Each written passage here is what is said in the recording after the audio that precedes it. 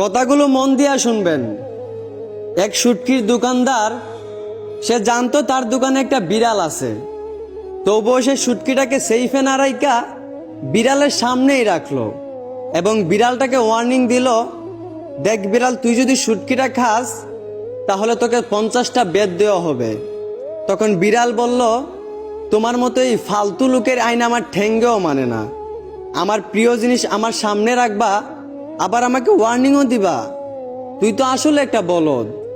যদি শুটকিটাকে ডাইকা রাইকা সেইফে রাখতি তাহলে তোর আইনটা মানা যাইতো।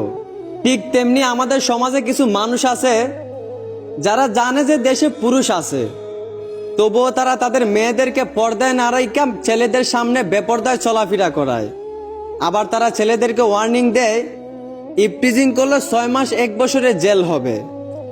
তো যারা এই ধরনের আইন করো তাদের উদ্দেশ্যে বলতে চাই, হয়তো তোমরা সমাজের নারীদেরকে পর্দায় থাকার শিক্ষা দেন, নয়তো শুটকিওয়ালার মতো এইরকম ফালতু আইন দিয়ে নিজেকে বলদ প্রমাণ করবেন না।